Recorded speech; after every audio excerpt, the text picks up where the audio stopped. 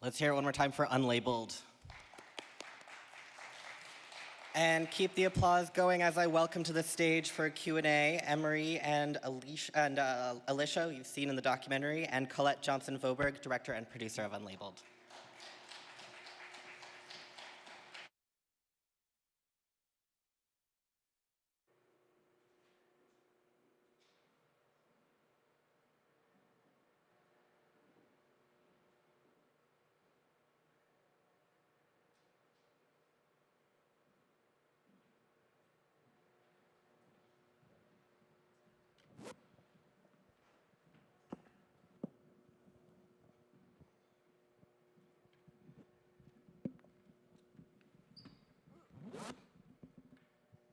Thank you so much for joining us.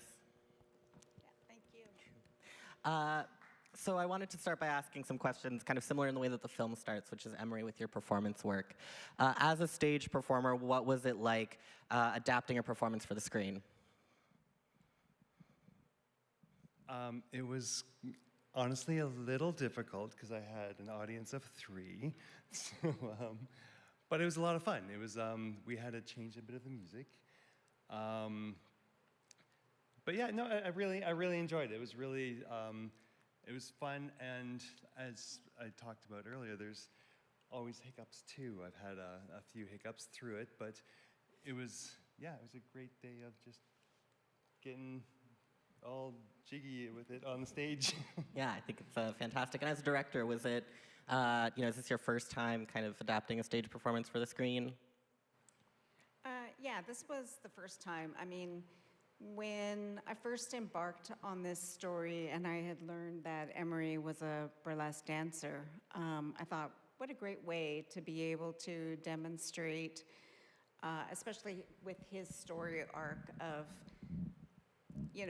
transitioning really in the burlesque dance. And so I thought it would be a really artistic way of being able to kind of tell that story. Absolutely, yeah. And it's good to have your work back at the festival after having Unusually Normal here. So what have both these projects taught you about documentary filmmaking? How have you changed across both of these? Well, Unusually Normal was about 3 generations of gay women in one family, and they were heavily documented. I mean, from the grandmas to the moms to the youngest daughter, I swear they had a camera stuck in their face their whole lives. So there was a lot of archival footage that I had to go through. And also one of the characters, the mom, she wanted to do a documentary on her family. So I was using some of her footage, and then I was able to piece it all together. So for me, it was more an archival documentary about this family. Whereas with Unlabelled, I didn't really have very much archival material. And so that was part of it too, of having that stage element to help tell the story. So it was really a different way of looking at storytelling. Well, speaking of stories, Emery, I feel like trans people are often being asked to tell their stories in ways that cis people are not. And firstly, I would like to extend my gratitude for you. Thank you so much for opening up in that documentary. I would love to hear if you have a relationship with that, with telling your own story, and how has it changed through participating with Colette?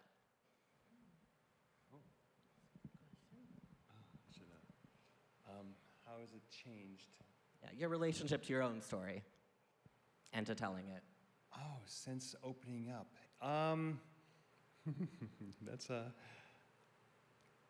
I don't know. It's an interesting one because I feel like it's a constant journey. Even now, like a lot has changed since the filming, since we've wrapped up filming, in terms of even starting different hormones.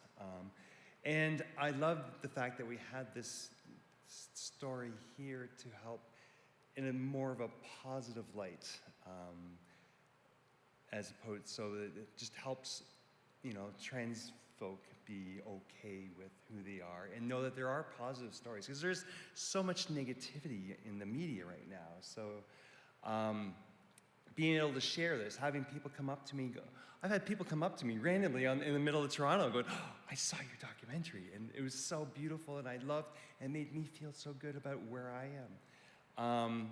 So that's really helped my confidence as well, knowing that my positivity and me not hiding or shying away helps others feel like they can open up and share their stories.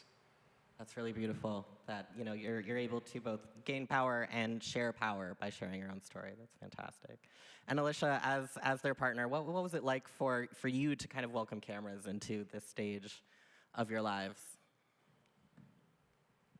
What was it like? I mean, it felt very fluid and organic for me to share the story. It felt very celebratory of a relationship that not everybody in our lives really fully understand. I mean, we're both parents, and being each other's greatest support in this life has perplexed a lot of people because it's not a traditional relationship.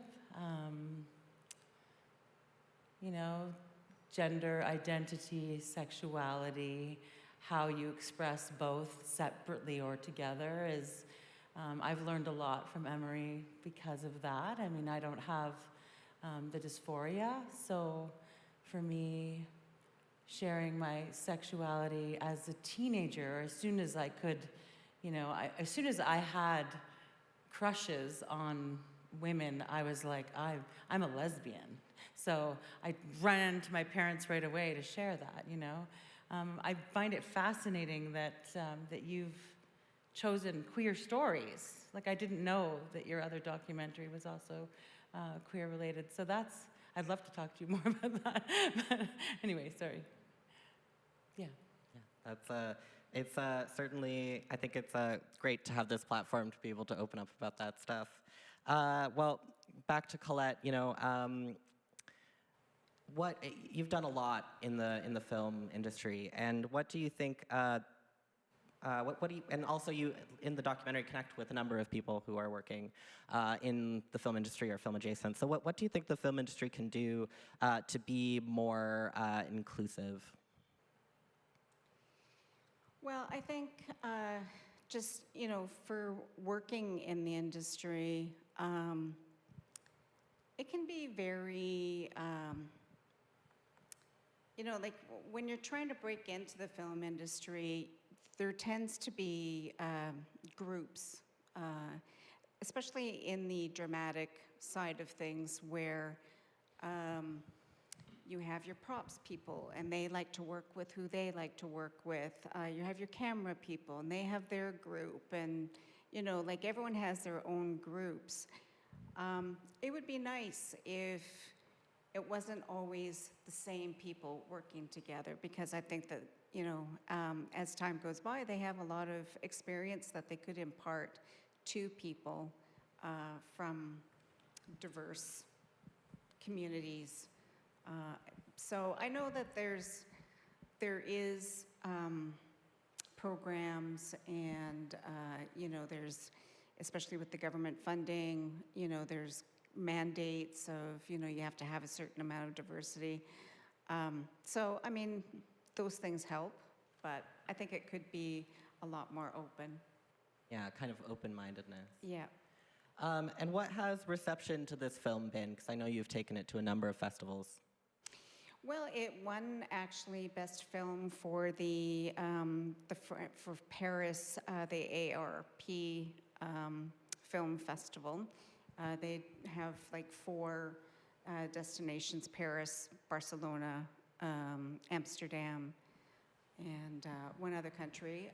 They're having a red carpet celebration in Berlin, so my husband and I were going to go there and celebrate. Congratulations. I wish I could take you guys with me. I would love to join, yes. Can I come? Yes. Yeah, exactly. We should all go. It'd be Yes, great. we should all go. So, we're really looking forward to that.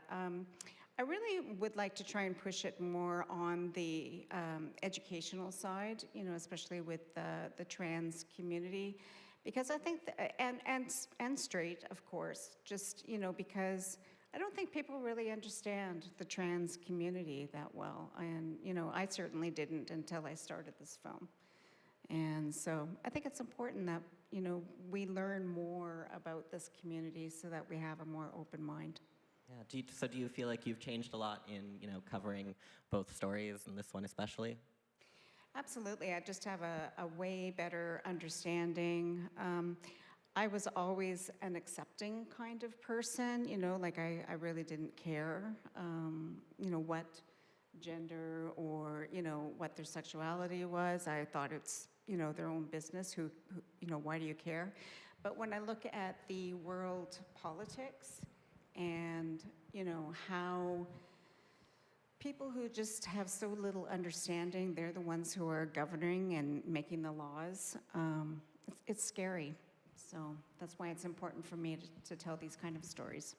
Yeah, and that's why I extremely appreciate all three of you coming out today. I think we're a little short on time, so I will say one last thank you. It was an incredibly moving film. You all have incredibly moving stories. Thank you so much for sharing with us.